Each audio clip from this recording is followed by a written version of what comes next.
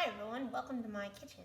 So today I'm going to be working on a petit gateau, using up a few things that I have in my pantry, but I also bought some stuff, so I can't really call this a pantry petit gateau, but I'm still going to give it a whirl even in my home kitchen. I got all dressed up for you. So I'm going to start with a base of cake. I'm going to make a banana bread base. And then we're going to be featuring a few ingredients. We're going to be featuring pecans. I need to use them up. We're going to be featuring some caramelized zephyr. Thank you, Chef Haas, for lending it to me. And we're also going to be featuring some milk chocolate, just some straight up milk chocolate, and caramel. Yum, salted caramel. So I'm going to get started. And I'll help you out along the way and share the recipes too. Hope you enjoy. One of the things I'm going to use today is something I bought for myself as a birthday present, early birthday present. And it's a Fashion Eclair mold from Silcomart. So I've never used it before, but I know other people have. So I'm going to open it up. I'm unboxing. So it comes with 10 cavities, sort of like a eclair shape, kind of. I get a cutter for the cake and then also one side sort of as a base. And then I also get some little plates that I can use for my final product. So I'm excited. We'll see how this goes.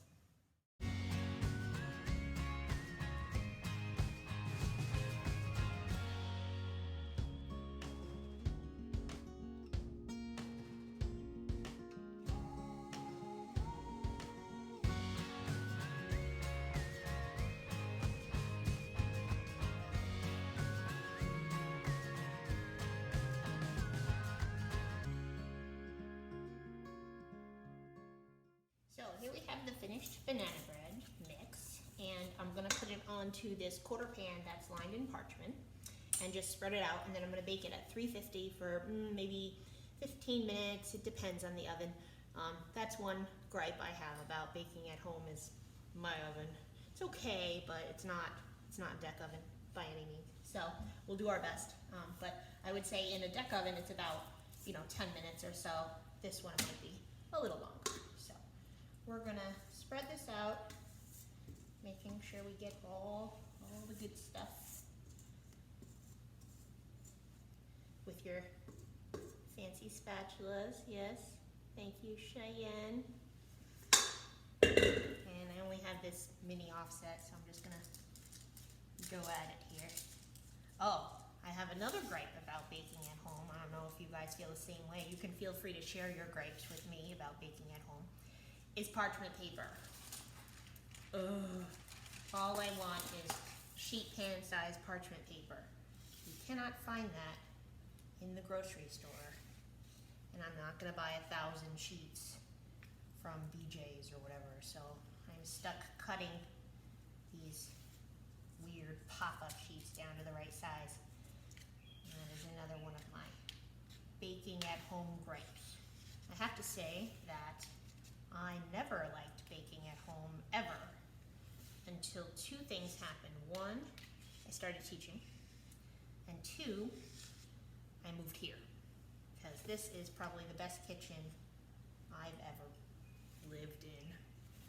And it's not perfect by any means, but it's much better than anything else I've ever experienced. So I don't mind so much baking at home.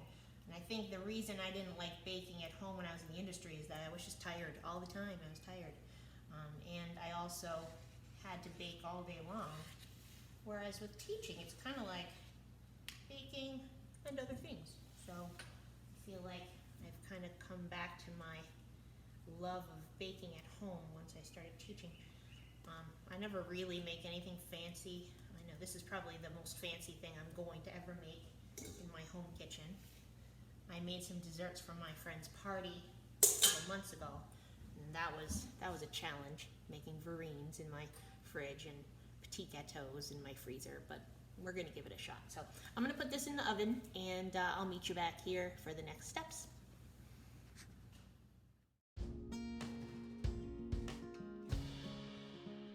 So the next thing we're gonna make for this petit gâteau is we're gonna make a pecan praline. And no, normally we would buy praline paste, and that's a hazelnut flavor, but I wanted to do a pecan flavor, so I'm making my own. So I'm going to be caramelizing sugar. I'm going to be dry caramelizing it, and then I'm going to be adding a bunch of toasted pecans, and then after that cools completely, we're going to grind it in the Roboku and make a paste out of it. So I'm going to teach you guys how to dry caramelize sugar. It's kind of tricky, but it's good for when you have like really small batches, and I have a very small batch. So we're going to do that next, and then after that we're going to make another caramel using the same dry caramelization. So I've had my pot going for just a few seconds or a few minutes to warm up the bottom of the pot. It's on about a medium heat, and I'm going to start by adding just a thin layer of the granulated sugar, just kind of trying to get just the bottom of the pot. And then I'm just going to give it a minute, and I'm going to wait for the sugar to start to melt. You can kind of see it start to melt, and hopefully it melts first and not caramelizes. If it caramelizes first, then we have to slow down the cooking, so we'll just turn down the heat. Oh, there it goes. You guys see it? You can see it starting to melt right down in that corner.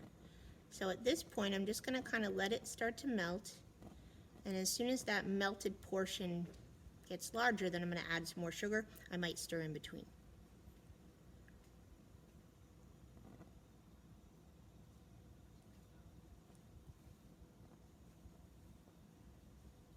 Alright, I'm just going to spread out that layer of sugar. Ooh, it's hot. Alright, now I'm going to add a little bit more. I'll probably do this in about 3 or 4 additions.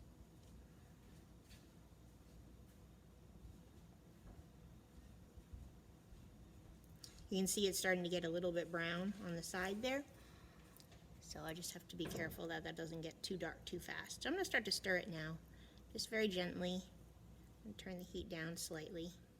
Now that it's going, it'll go a little faster. With such a small pot on the burner I have, my hands are burning. There we go.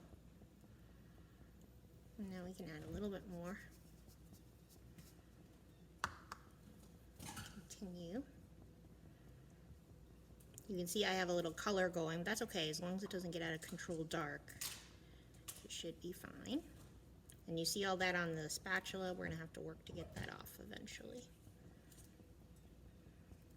That's why you try not to stir too vigorously.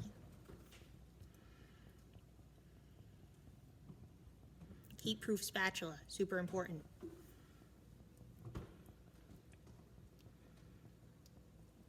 All right.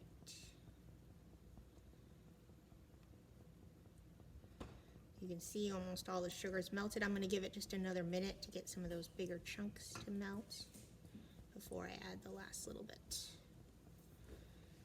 Doesn't take much. All right, last bit's going in.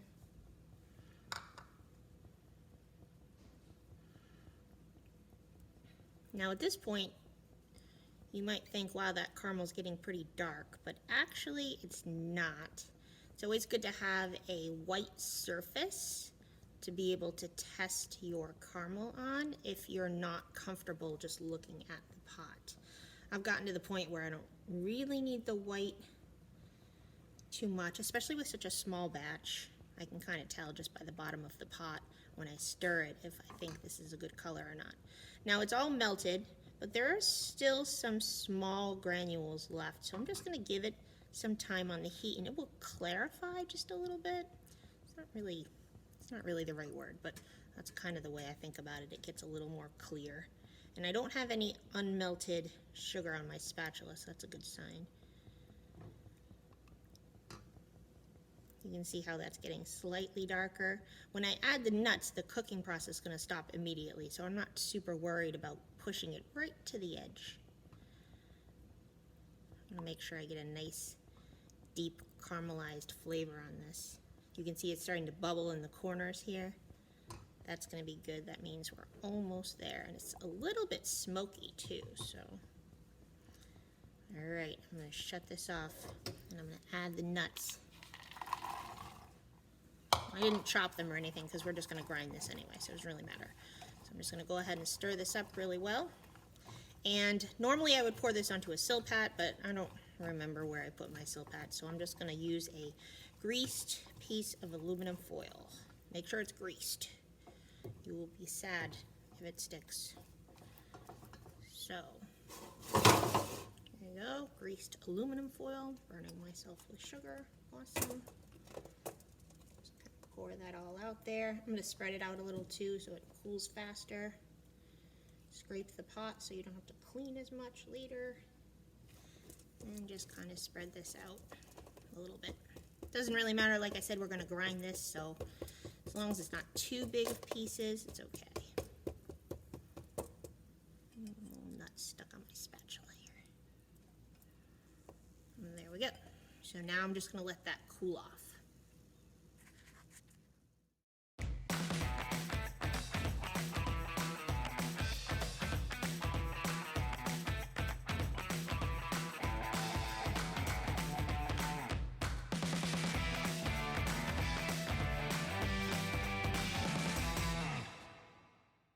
Alright, so I got you through the caramelization. Now I'm just going to turn the heat way down low, and I'm going to slowly add my heavy cream. This is going to be very bubbly and steamy, so watch out up there.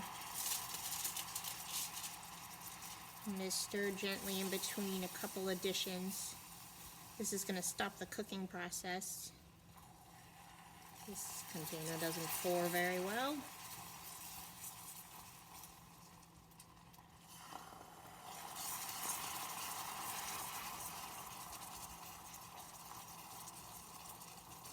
See that nice color? That's what I was looking for, that nice deep amber color. You just want to make sure that you cook your caramels enough. I feel like a lot of people get nervous. I usually tend to burn mine by accident because I try to push it to the last possible degree. But if you don't cook your caramel enough, you end up with the wrong consistency, especially if you're working with a soft caramel like this. And in addition, the flavor is just not, it's not very caramely, it's just kind of sweet overall, so you really want to be careful. I'm going to turn the heat, actually I'm going to keep the heat at low. I'm going to add my salt, so just a tiny bit of salt here. And then I'm going to add my butter. So I have my butter over here, I'm going to add that in just 3 additions. So I'm going to do one, I think I have like 6 pats, so I'm just going to do 2 pats at a time, and I'm going to turn the heat up slightly now because we do need to cook this eventually to an appropriate temperature, so turning it up is just going to help the butter melt a little bit. Get this going a little faster. So we need to cook it to 217 degrees Fahrenheit to make sure that it comes to the right consistency. There we go, those 2 are in. The next 2.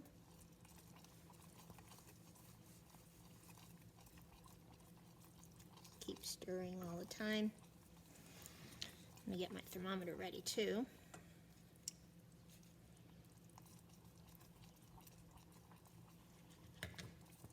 And I'm going to go ahead and add the last 2.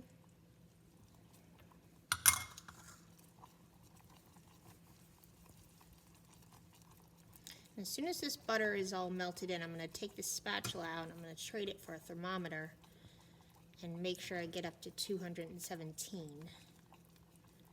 If I have to crank up the heat, I will.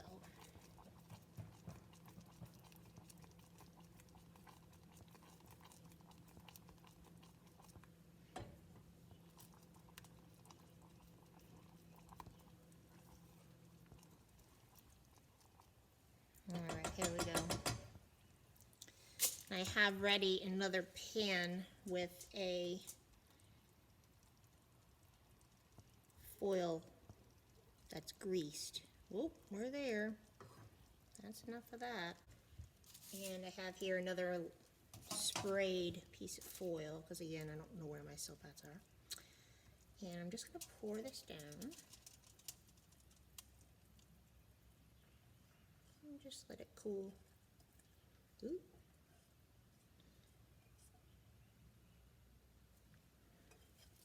And we'll see what kind of consistency we get out of that. I'm not going to lie, I went a little over 217. Hopefully that'll be okay. We will see. I'll be honest and say I've never made this formula before. hoping it works out. All right, so I'm gonna try to make this pecan praline now. And so I have my pieces of caramelized pecans, like I showed you guys before. And I have my Roku set up. So here's the deal. This is not a lot of caramelized pecans. And this is a very large Cuisinart food processor, because those of you who know me know I always say, go big or go home, right? So I went big. I'm at home, so I'm gonna give it a shot. So we'll see how it goes. So I'm gonna just add all of this caramelized pecan mixture. It's nice and cold. You cannot do this while it's warm, it gets sticky. But this is nice and cool now, so I'm gonna give it a shot. Let's add it all. And here we go. It's gonna be loud. Sorry. Here goes nothing. I'm gonna pulse first.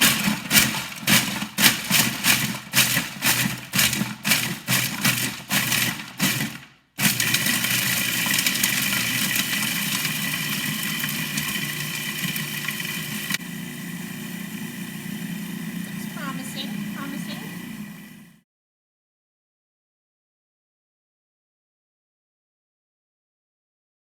All right, I'm gonna give it a little scrape. Oh, this looks great. Yes, the system works. All right, I'm gonna scrape this down a little bit. I'm gonna give it a little bit more time. Kind of make sure there's no chunks. It's a lot thicker than what I think hazelnut tends to be. Maybe I'll add some oil to it, we'll see.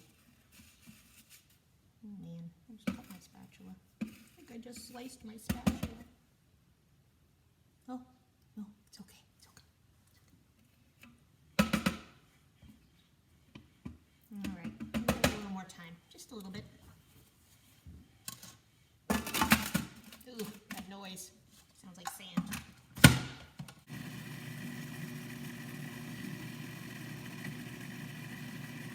All right, I'm gonna call it done.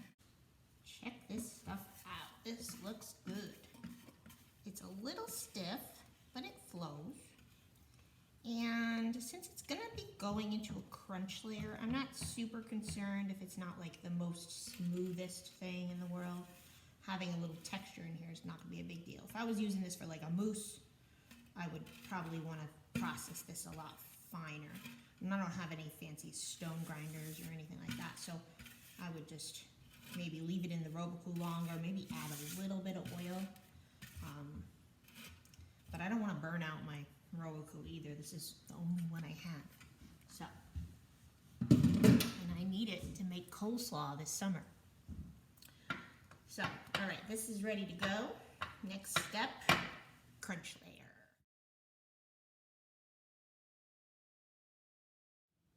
All right, so now we're gonna mix up the crunch base. We're gonna use the homemade praline that I made up. We're gonna use some melted milk chocolate. We have some chopped pecans and some fouettine. So I didn't have fouettine here at home, obviously. And so I went out and I bought some of those Purine cookies, you know, the ones, the little wafer rolls with the hazelnut in the middle. And I thought I would just like peel off the outside, but it turns out that it's impossible to just peel off the outside. So I had just crushed them up completely. So I have the inside is a little hazelnut paste in there. So hopefully this will still taste like pecan. I think it will, but that was like my best solution to fouettine.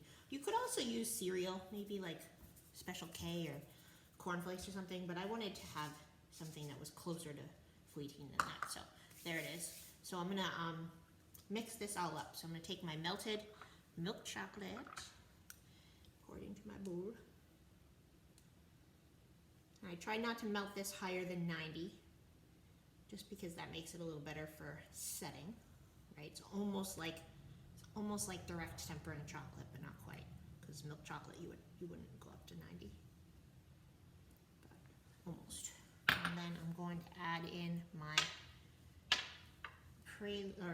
pecan praline. Lovely.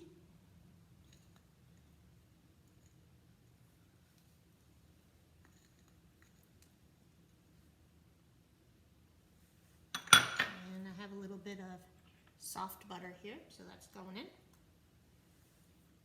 And I'm just gonna try to mix this up. The butter's a little less soft than I want it to. I might hit this in the microwave, we'll see.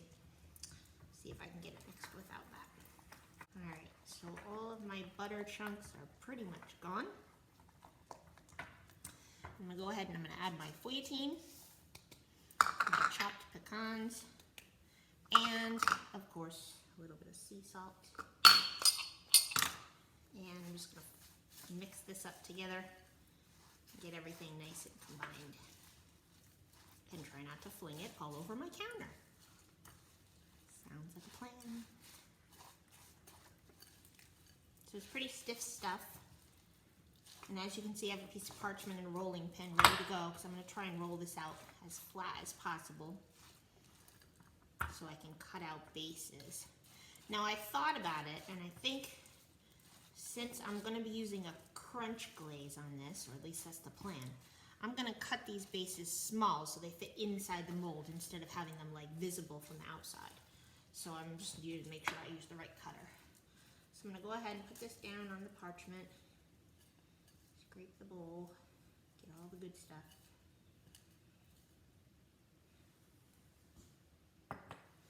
And putting another piece on top. Oops, nothing really. I'm just gonna flatten it out with my hand real quick. And then I'm gonna roll it. Ooh, it's gonna slide around on my counter. That's okay. Do a little of that. I'm going to roll it out as thin as I can, where it still is like one piece.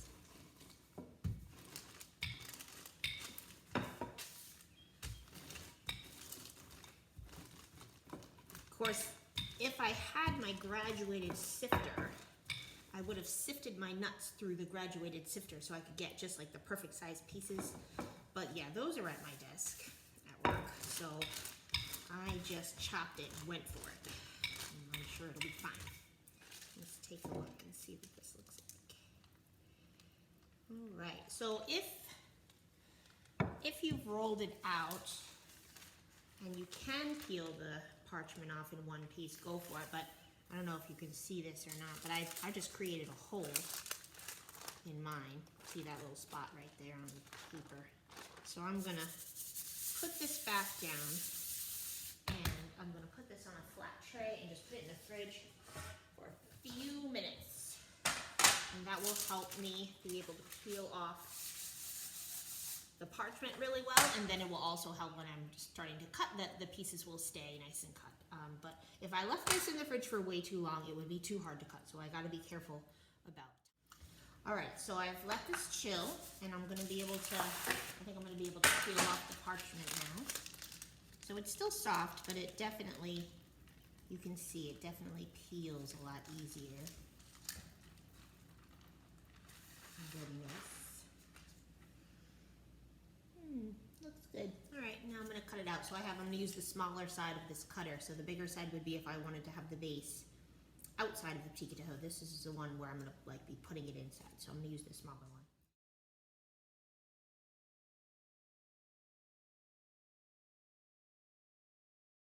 I'm just gonna put this piece back on top for safekeeping. Just kind of stick it down a little, and then this goes right back into the fridge. And I'll let it set up completely.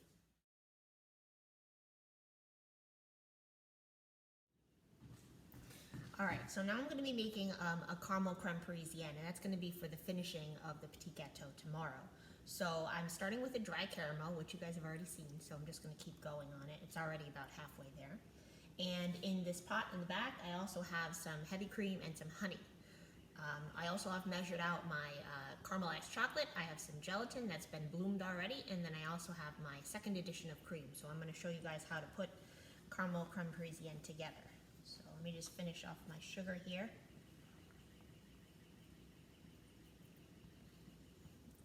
Last edition. I'll give this a little swirl. This only just needs to be warm. This cream mixture, you don't really need to boil it per se. Just make sure it gets nice and hot.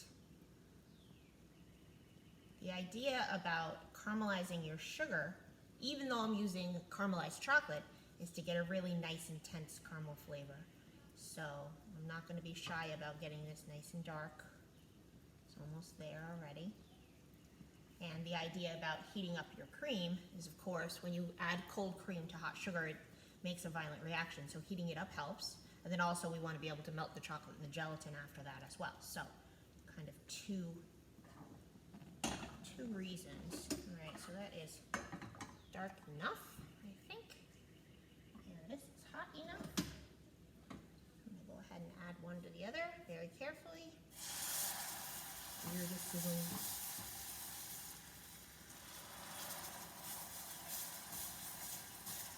I'm not a left-handed stirrer, sorry. I feel awkward.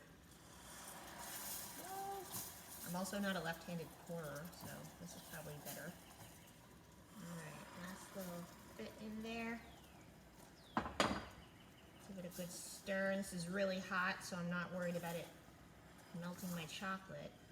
I just want to stir it until the bubbles subside.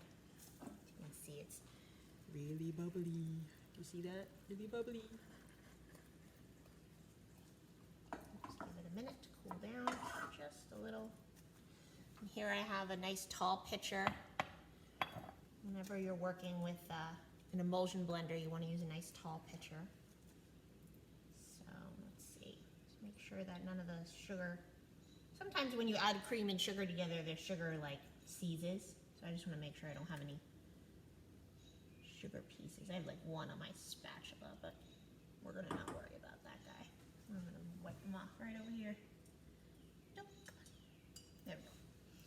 All right, so I'm gonna go ahead. I already have my gelatin measured out, bloomed, and inside this pitcher along with the chocolate. I did have to convert from sheet gelatin to powdered gelatin, so I'll put the formula for converting that up as well for you guys, so you can figure that out, because I know a lot of you probably want to bake stuff at home with gelatin but don't have sheet gelatin, and I know I'm not going to buy it on Amazon if I don't have to, so it's just a lot of money and you get so much or so little. Doesn't seem worth it. So I'm going to use my stick blender, and as you normally do, you kind of tap down, make sure all the air bubbles are out, and then, whoa, my stick blender is intense.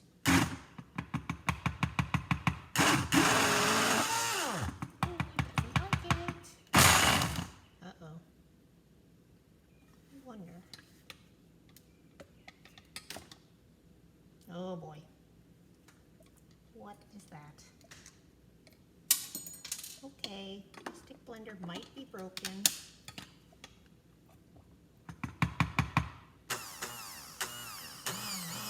Guys, my stick blender is busted. Okay, plan B. Be right back. Well, lucky for me, my stick blender came with this little like Roboku style thing, so I'm just going to use this. It's not going to be ideal. It'll be better than nothing. I need to emulsify this. I can't just whisk it together. It's not going to work so well. So I'm going to emulsify this together, then I'm going to just open it up, add a little of the cream, then close it again. I'm sure it'll work. Still really loud. Ugh. All right, I'm going to add a third of my heavy cream here, my cold heavy cream, just 1/3 or half.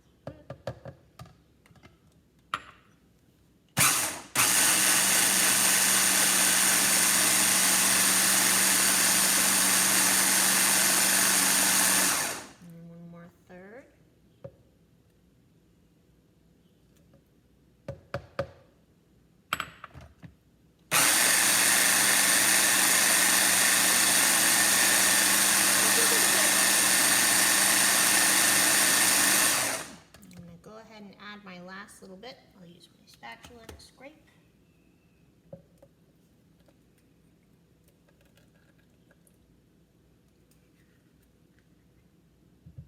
Always scrape, scrape, scrape, scrape. And I'll just blend this up the rest of the way.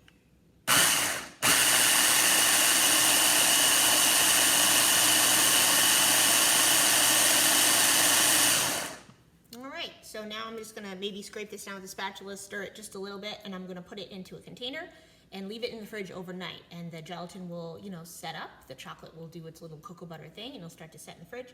And then tomorrow, when I'm finishing, we will whip this up on the machine, and I'll show you how to use it. All right, now it's really time to get our mise en place ready to assemble our petit gâteau. So I took the banana bread out of the freezer and I cut it using the same red cutter that I did for the crunch, and I used that smaller side.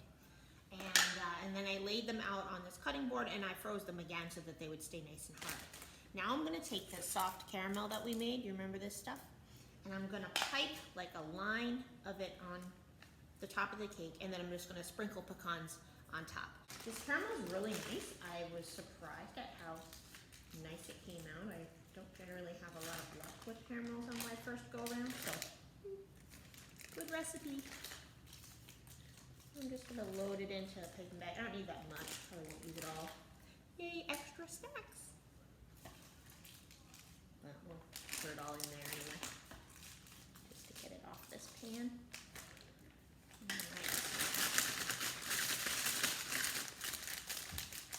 It seems like it's very pipeable.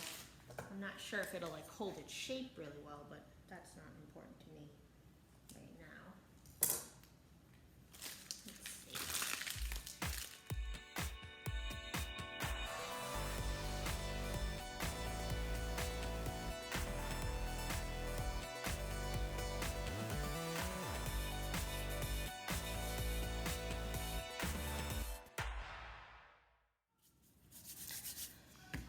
All right, now it's time for the freezer again.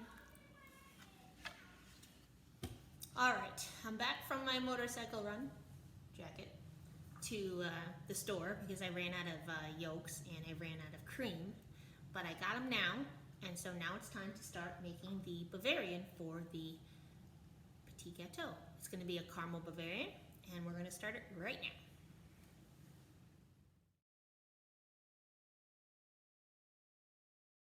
First step in the caramel Bavarian is to do another dry caramel. So we're just gonna add all the sugar at once. It's a very small amount of sugar, so I'm just gonna add it all at once.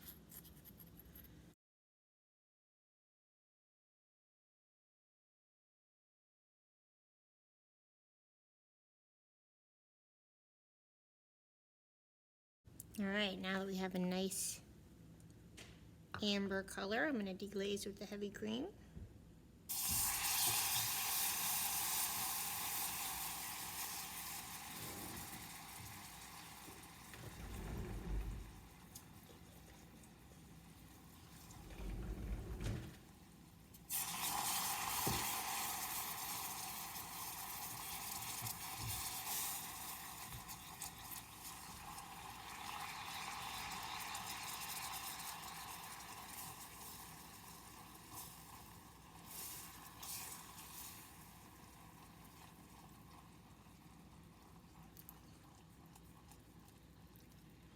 Now, I didn't add all my cream yet, but I'm going to turn the heat back on to like a medium, because eventually we need to cook this with yolks to nappe to make a caramel glaze. So I don't want any of the sugar to seize on the bottom of the pot. So having a little heat there helps out quite a bit.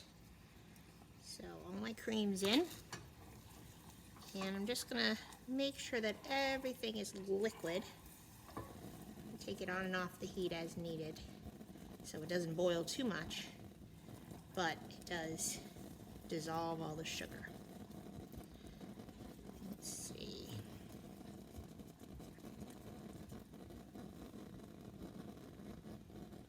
All right, now turn off the heat for a second. Keep that kind of off to the side. And I'm going to temper in my yolks. I just whisk them up real quick. I'm using fresh yolks because that's what I've got. So I want to make sure I'm really careful about tempering.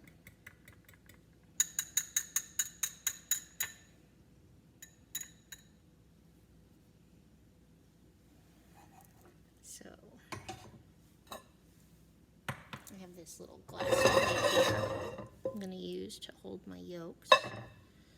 while I temper.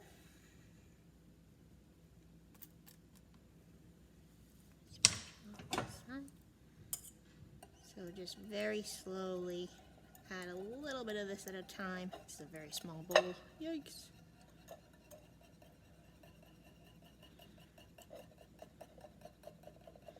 Now because this cream mixture is sort of condensed, it's not going to take very long to get this to nappe.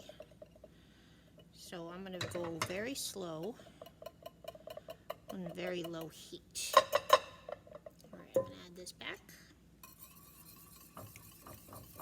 Mix everything together. Scrape her out. So note how I haven't put it back on the heat yet. I'm taking my time with this, making sure that I do every step fully before moving on to the next. And whisk it together, but then I'm going to swap over my spatula. Keep my whisk handy though for when I need to mix this into my chocolate.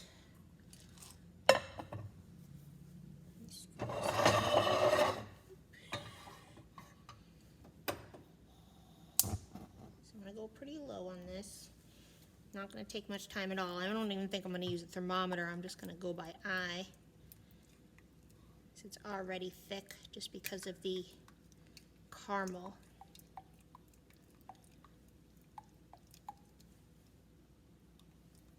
So whenever you're cooking an anglaise, you want to make sure you use a scraper. Scrape the bottom of the pot really well, the corners. Do not leave it. You can already see it's pretty thick, but I know it's not quite there yet. Alright, I'm going to remove it from the heat a little, give it a little bit of a stir.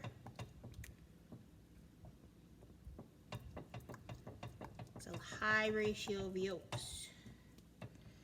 It's good to go. I'm going to swap over to a whisk real quick, just combine it really well.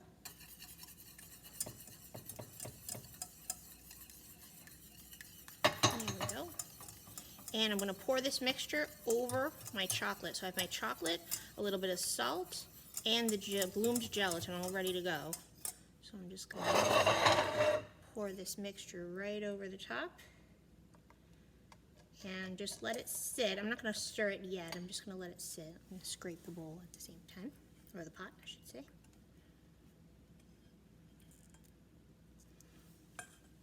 I'm just going to let this sit for a minute. And then I'll start to stir it together.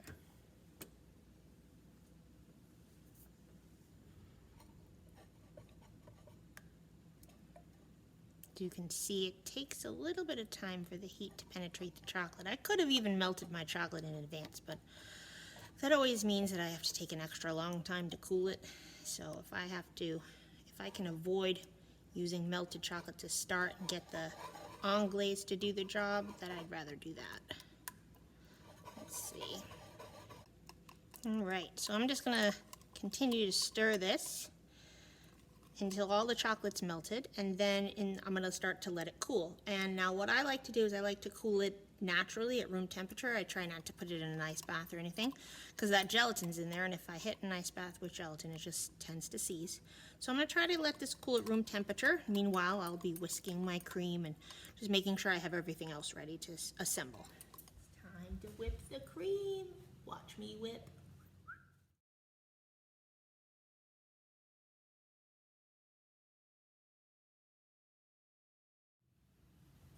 Okay, my caramel Bavarian base is cooled down. It is about 85 degrees. That's where I'm going. And I have my cream whipped to soft peak, and I also have all my components. I have my cake with my caramel, and then I have my crispy base. My pastry bag's ready. So I'm going to start to fold this mousse. And if you've ever had me as an instructor before, you know that I always say, start with a whisk and with a spatula. So that's exactly what I'm going to do. I'm going to go ahead and I'm just going to pour this base right into the cream, and I'm just going to start folding it together. Here we go.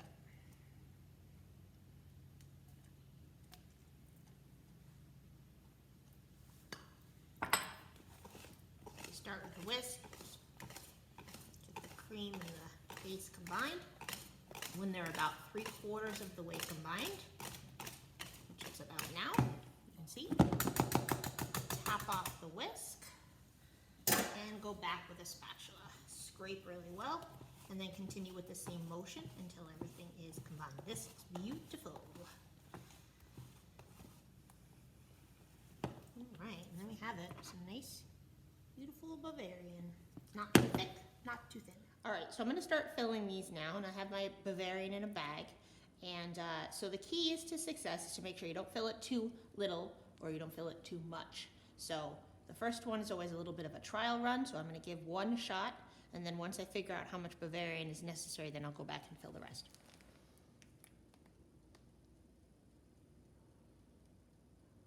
You can see this stuff is nice and fluid, and it sort of flows nicely into the bag. So I'll go ahead with my cake. Some of the nuts are getting in the way. Too much. That's pretty much my MO. It's too much.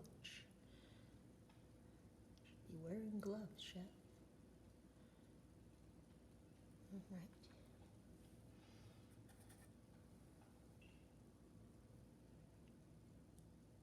All right, so I put a little too much, so I'll be definitely scraping that one out, but I'll do a little less in the next.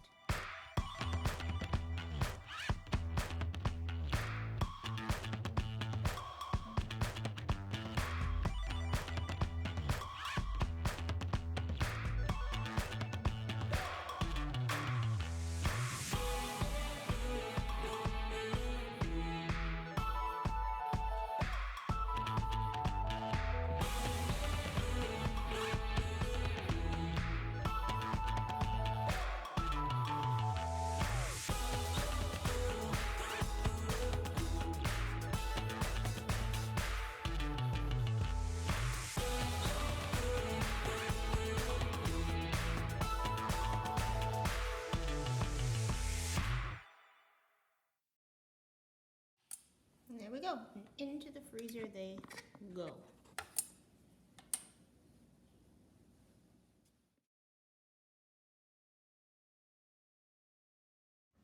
Okay, so our petit gateau is in the freezer. It's been freezing for a while, and now we're going to start making the shell glaze. So what I have here is melted milk chocolate, and I'm just going to go ahead and add the browned butter, which I browned, and it's still warm, but it's not hot.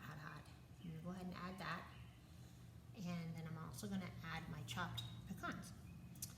So I don't know if you guys have worked with a shell glaze before, but a shell glaze is basically chocolate that's been sort of softened with a fat, in this case butter, and then also usually you add like a little bit of nut. It kind of reminds me of like a Dairy Queen shell glaze, but this one is going to have pieces of pecans in there, and you'll see them in a little texture when we dip our petit gateau.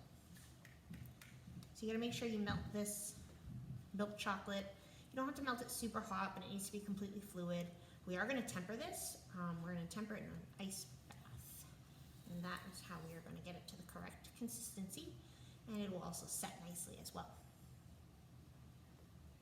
I'm just going to keep mixing and make sure all the butter gets mixed in.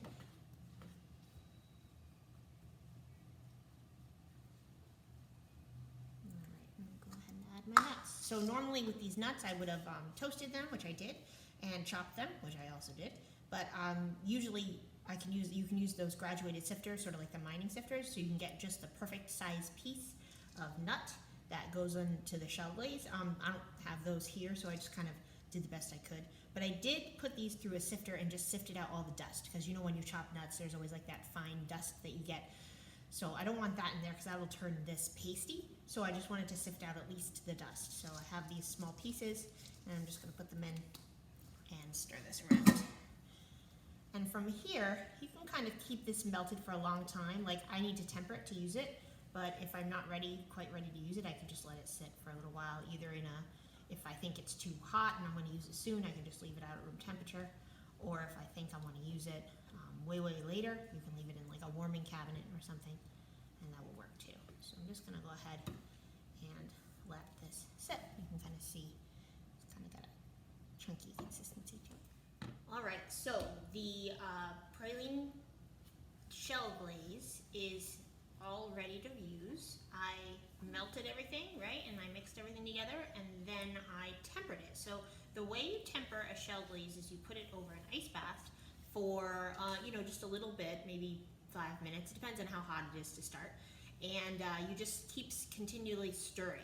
So this particular glaze needs to be at around 85 or 82 degrees Fahrenheit in order to dip nicely, still hold onto the side of the petit gateau, but then also set up relatively quickly. So I've gotten this down to about 85. So now I'm just going to pull my petit gateau from the freezer, and I've already skewered them with toothpicks so that they're ready to just dip right in. Okay, so here we go. All right, so here we go. We have our petit gateau out of the freezer. Just gonna grab them by both sides, give it a little dip. I'm gonna go right up to the edge, but not over the edge. And then I'm gonna shake it out, kind of like the dipping motion, and then just scrape the bottom along the side. I might do that twice, just to make sure that there's no nuts under there. And then onto the little serving tray. And then we just leave those toothpicks in there for now.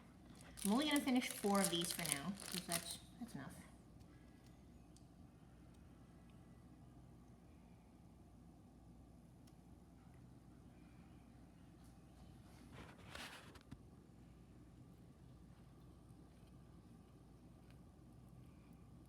The nuts are getting stuck.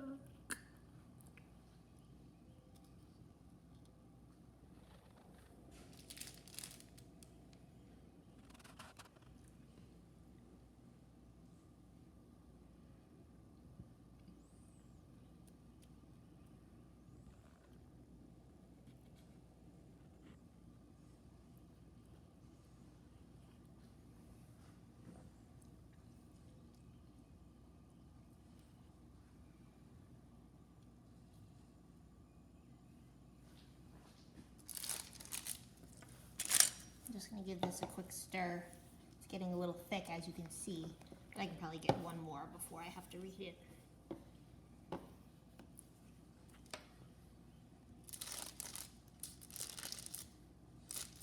It's really important that these stay very frozen when you're working with this type of glaze, because these toothpicks, if the petit gateau is not frozen, the toothpicks do not hold, and then you lose your petit gateau right in the glaze.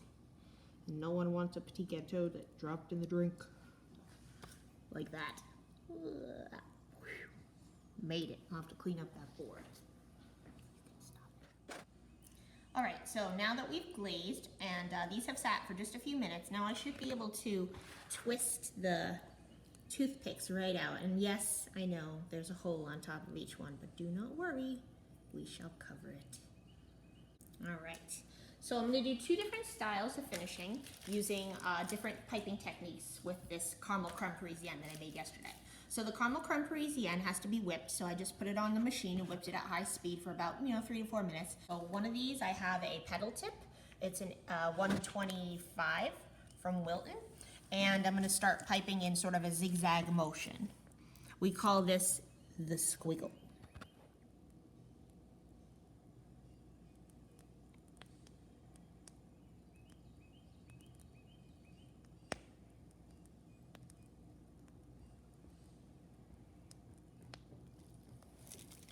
Do the other one.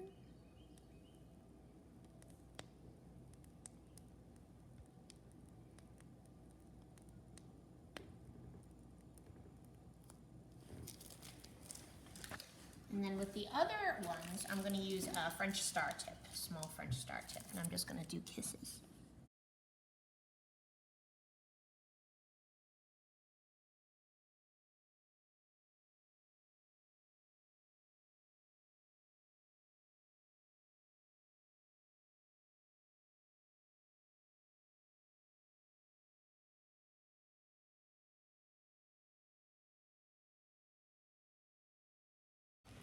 Alright, now we're going to caramelize some banana slices. So I've already pre-sliced some bananas, and I'm just going to use a little bit of granulated sugar, and I'm just going to coat them in granulated sugar, and I cannot brulee on this because it'll be a mess, because it's a cutting board, but I'll coat them first in the sugar and then move them over to my little torching area. I don't really need that many, so I guess I can stop.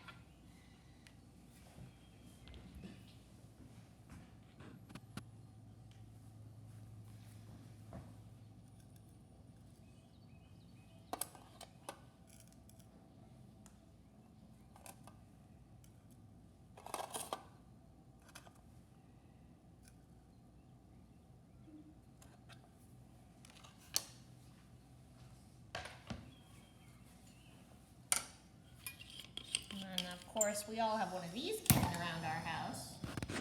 Or if you have a Mr. Fix-It, you do.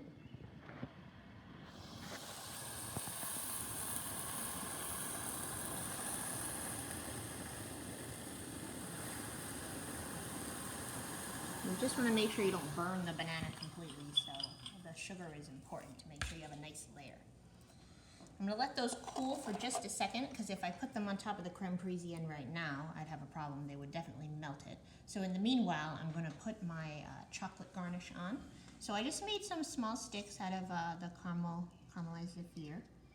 And I just made really thin ones. And I'm just going to take these and break them on purpose and break them by accident, and use them in sort of a back and forth fashion. They're very, very, very thin, so if you have hot hands, these would be very hard to handle. Luckily, that is not a problem I have.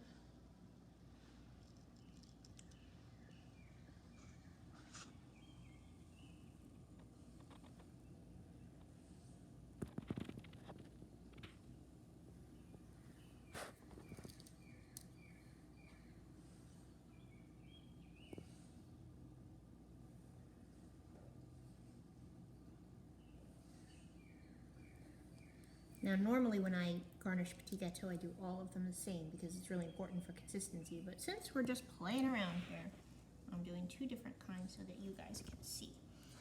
All right, now I think that these bananas are probably cool enough, so I'm gonna go ahead and put them on. I'm gonna garnish towards you so you can kind of see things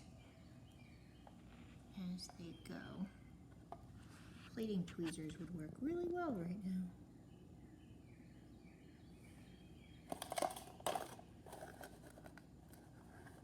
This paring knife is doing the trick.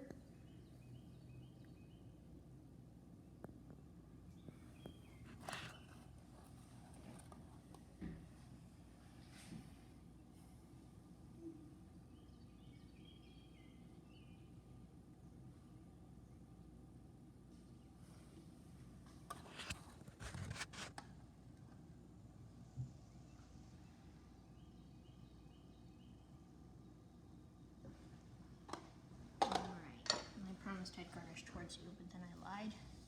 So I'll spin these around. And we have two final touches. Crisp pearls, which are like my most favorite thing to sprinkle over the top. You can buy these online. They're just dark milk and white, like little crispy pearls. And I love throwing them on top of stuff because they're cute.